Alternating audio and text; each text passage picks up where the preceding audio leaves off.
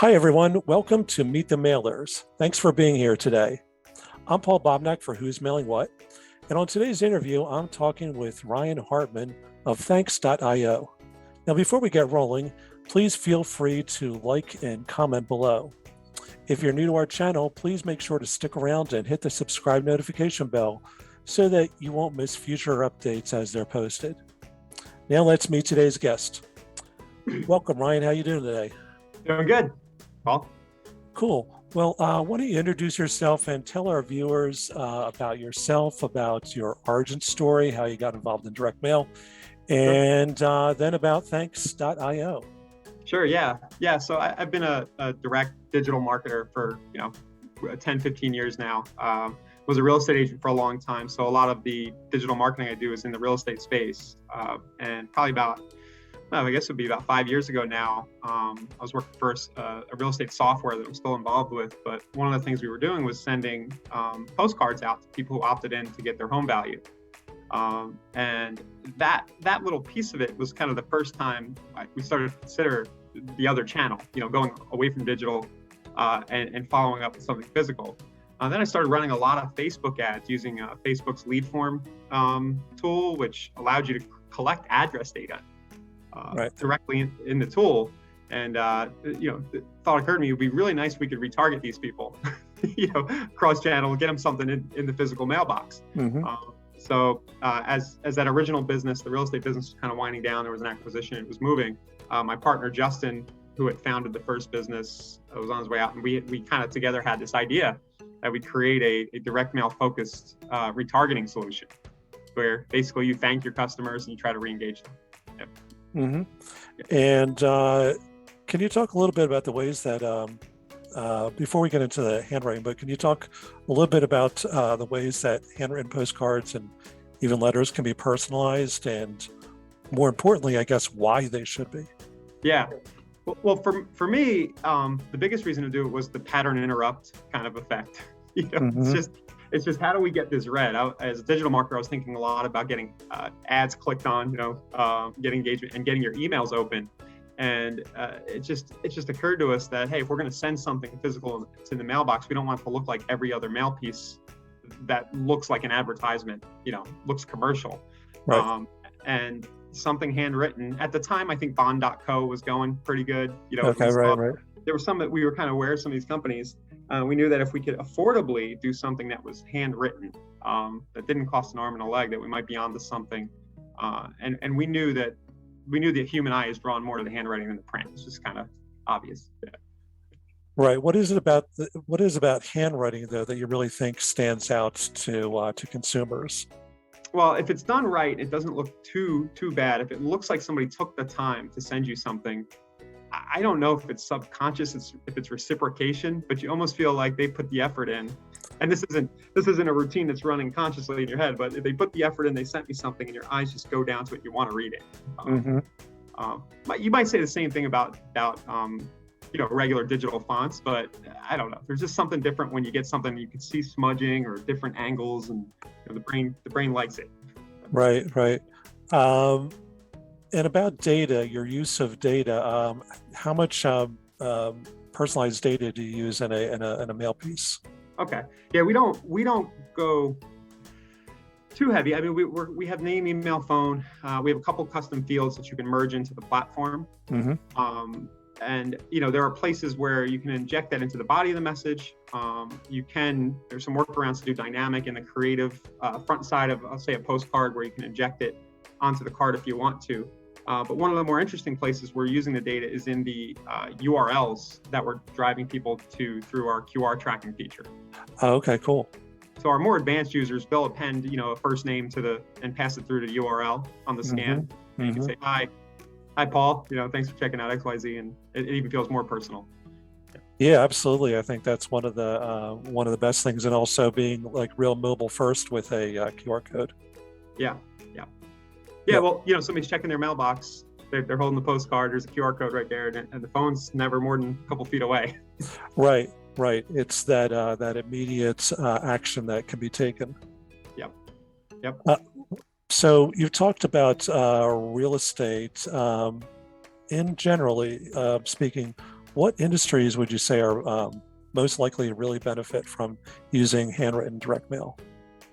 Yeah, real estate's a big one. We have a lot of insurance, e-commerce. The specific use case that we built this for, where you're thanking somebody on an order or an action that they took out of your shopping cart, and in e-commerce, sending a follow-up, hey, thanks for the purchase, here's a promo code to buy the next one for half off or whatever, has proven to be really powerful. The truth is, and I'm sure other direct mailers would say the same thing, I rarely meet a business owner who couldn't use us in some way. It's a traffic channel. Right. So. Right. It looks so much different, and it has that immediate impact, like you said, compared to what a lot of other types of mail that they could be sending. Yeah. One of the things we've tried to do is say, hey, this can be set it and forget it. We don't even, I know a lot of direct mail traditionally has been about customer acquisition and lead generation. And we've taken hey, this is more about rounding out your full marketing mix and, just adding this. So tie it to your CRM, tie it to your shopping cart, and you can kind of forget it and just let it run.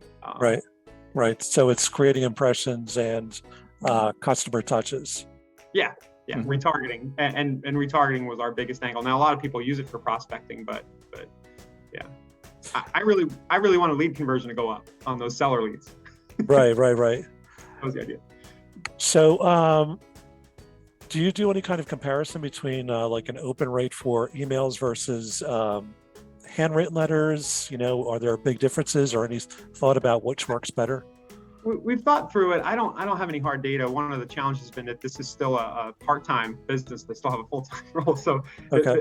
Really digging in, those are the things we want to get to. But what we do know is, the post office seems to get the message there. Let's call it 80% of the time or better. You might know the numbers better, but there's some that don't make it. But we do know, so if you send a postcard and it doesn't have to be opened, when I compare that to an email, which may or may not hit the inbox, it may go to the promotions tab, right? And then it needs to be clicked and opened. If you're standing at the mailbox and you're holding this thing in your hand, I don't know, what do we call that open rate? Is it 80%? Is it 70%? Oh, easily, yeah. So that's all I got. It's more anecdotal, but I'd love to eventually get into more hard data on this. Yeah, I understand. So, we talk about all the different uses for this kind of technology in, again, something simple like a postcard. The psychology behind it, when you use something like the thanks for visiting postcard versus an email, we know that, again, that the email arrives much quicker as part of a campaign. It's a click and the campaign goes out. But I think what you're saying is that the postcard works better. Yeah, well, we know. We see the scans. If you sign up for a Thanks Today account, you're going to get a retargeting postcard from us offering you 20 additional credits for scanning. Okay. And I know that I get more responses on that than I actually get emails back on my initial welcome email. Wow. And there's so many steps in between that things that need to happen, but it still happens. Right, but for the consumer on their side of it, there's really no step. It's just you can immediately take that action. Yeah, I also love that these cards tend to kind of linger around the household sometimes. Right, it gets put in a drawer. It gets pinned to the refrigerator. That doesn't happen with email at all. Right. I think that's one of the big values of direct mail is that staying power, that you can consider it and you put it into different piles before you may consider throwing in the recycling bin. And like you said, you put it on the fridge, you may go back to it later in the day or a few days later. And I think I've seen some studies that have talked about it for, that a direct mail piece can last for like 15 or 17 days, something like that, which is pretty impressive that it can just hang out. Yeah, and in real estate, people don't want to sell. With that specific example of selling your house, where we kind of started, yeah, like, hey, I'm not selling now, but in 6 months I might be thinking about it. So it goes in the coffee table or whatever, and there you go, you're getting a call. For some industries, the response can really trail by many months, even years. Right. To one piece. Yeah. Right. But as part of like a drip campaign for, a series of drip campaigns, it can be pretty impressive. Yeah. Mm-hmm. Yeah, and that's one of the things we've tried to do. I don't know if you noticed, we have a drip campaign functionality. Mm-hmm. So we don't look at this as, hey, you got to do this instead of email. This is complementary and it works similar. It's another touch. Right.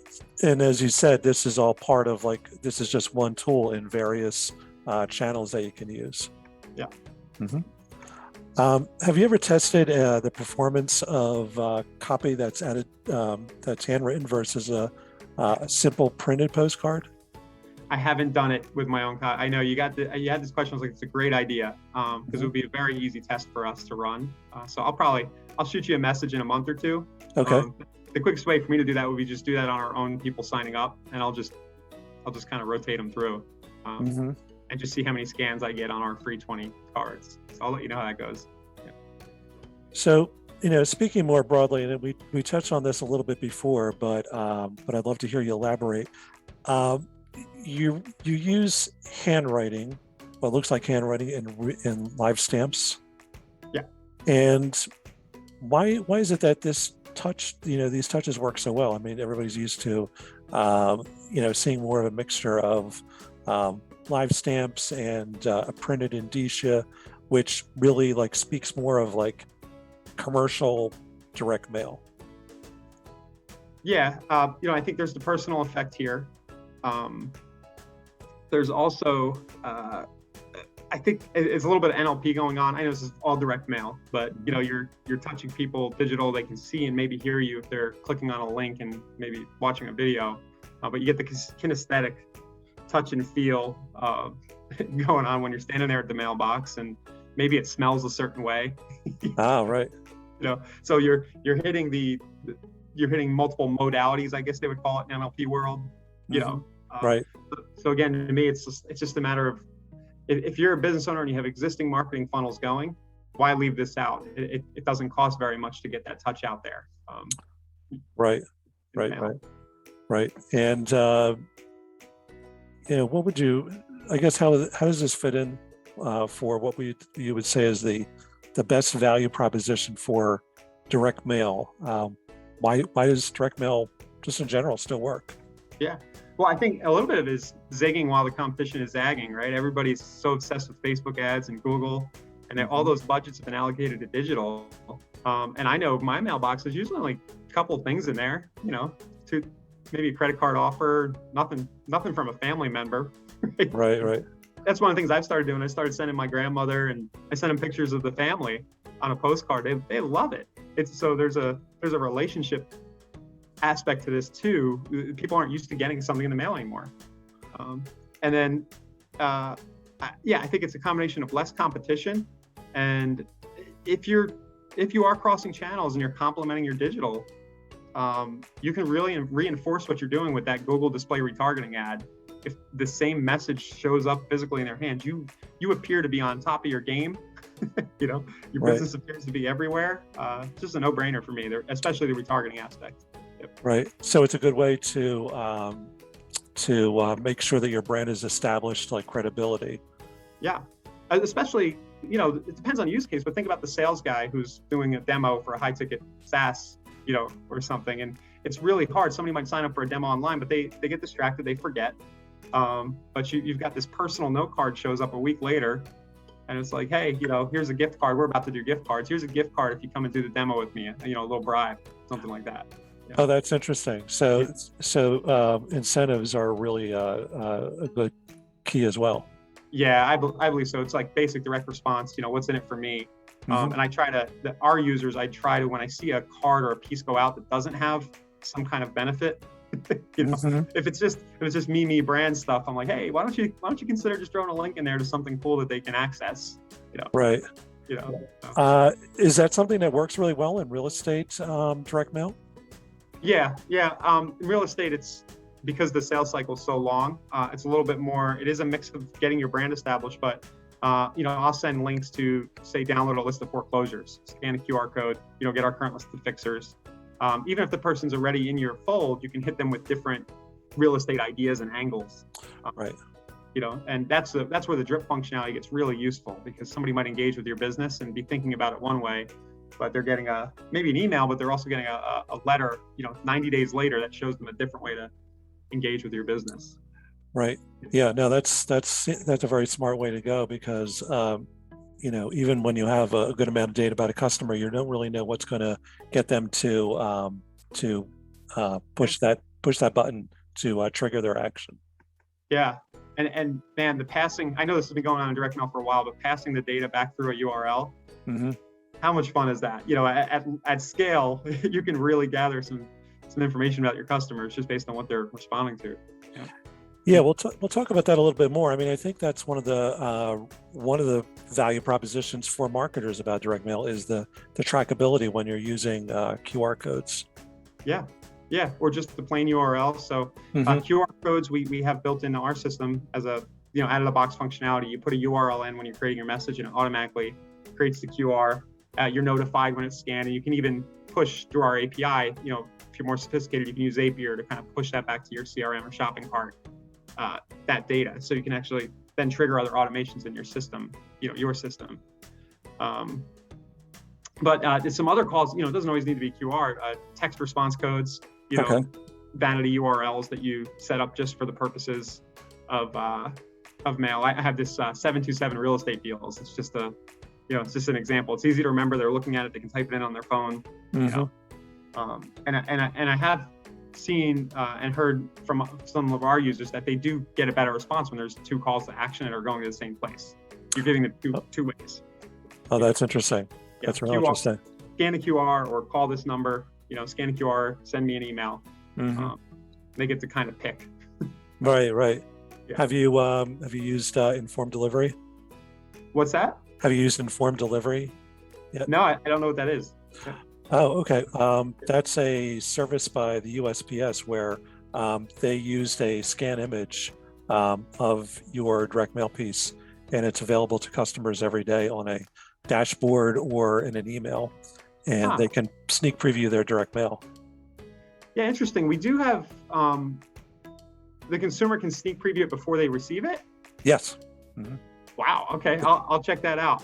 Yeah, it's pretty big. It has about 45 million subscribers now. They're opted across the country. And it's what you can do is besides the fact that your postcard or your larger letter size mail piece gets scanned, is you can also work within the USPS system to create a digital campaign where you have like a ride-along image that appears in the customer's digital mailbox, whether it's the dashboard or it's the email notification that they get, and they can go to your website as soon as they get the notification. So as the sender, I can do some stuff to I can append some things to the digital version of the mail. Yep. Cool. Yeah. I need to get on that. Yeah, it's very cool, and it's all free too. That's the amazing thing about it. It's offered free by USPS, and it offers like another level of tracking besides that. Yeah, we track. You can see where things are at in terms of what the post office is sending back to us. As they scan. So we do show our users that stuff. But yeah, I wasn't aware of this. This is cool. Yeah, I'd be happy to send you some links on it. We've written about it on Who's Mailing What as well. It's pretty impressive. So wrapping up a little bit, what do you think that the trends for 2022 look like for your company and for direct mail in general, and where things look right now? Yeah. So I'm a very frustrated pay-per-click marketer right now, especially with Facebook, a little bit with Google. And I think there are a lot of people feeling that pain. Some of these channels, there's a shift going on where they're getting more restrictive, unreasonable, more expensive. So I think going into 2022, 23, from what I'm seeing, more and more businesses are going to be looking for alternatives, and direct mail advertisers, services like ours and others are going to do well. And especially, I don't think it's an either or thing again, where we're going to say, hey, you need to switch totally away from Facebook ads to digital, but it might make sense to try a test. Right. Yeah. Yeah. Right. Give it a shot. Well, I think that's like a great message, right? Always be testing. Yep. And then for our platform, we have some exciting things coming. We just launched a retargeting kind of website visitor tracking. We always had a feature, but we really beefed up the feature we had where if somebody visits your website, it grabs some of their data so you can automatically mail them a thank you, whether they interact with your site or not. And we have gift cards coming. And what I'm seeing from some of our competitors is there's a lot of people innovating and doing these kinds of things. And I think you're going to see a few solutions like ours emerge that are really providing a full suite of automated, mailing Automated responses, right? Yeah. So somebody gets a gift card if they as a retargeted. Yeah. So this will be live hopefully any day now. But basically, we have about 50 to 100, a big list. So when you send mail, you can offer a gift card. What's really cool about what we're doing there is that you actually, as the advertiser, don't pay for the gift card until it's redeemed. So you kind of get the benefit of making the offer, and we know many of them aren't redeemed. So yeah. Oh, that's awesome. Yeah. Well, why don't you give your website addresses? Sure. Yeah. www.thanks.io. If we give everybody $10 in free credits just to kind of poke the, kick the tires. If you mention this interview, I'll, just chat with our team and say, hey, I see you guys on the Who's Mailing What. We'll give you another 20 credits just to, throw them in there as a thank you for coming from Paul and the team here. Wow, that's awesome. And people can reach out to you there as well. Yeah. Just chat over. I'm at Ryan@thanks.io, but just go head over to the site, check it out. I'll also be telling our users about some of your content. You guys have a lot of great stuff there on Who's Mailing What on the blog. Right. Well, thanks very much, and thanks very much, Ryan, for being here today. Yep. And thanks to all of you out there for your time. Remember, if you enjoyed today's episode, please like, comment, and subscribe to this channel so you get alerts for upcoming interviews with Direct Mail's great performers. For more about Who's Mailing What, including a free trial, go to who'smailingwhat.com. And if you'd like to be a guest, look for the link under Show More below. Take care and see you next time.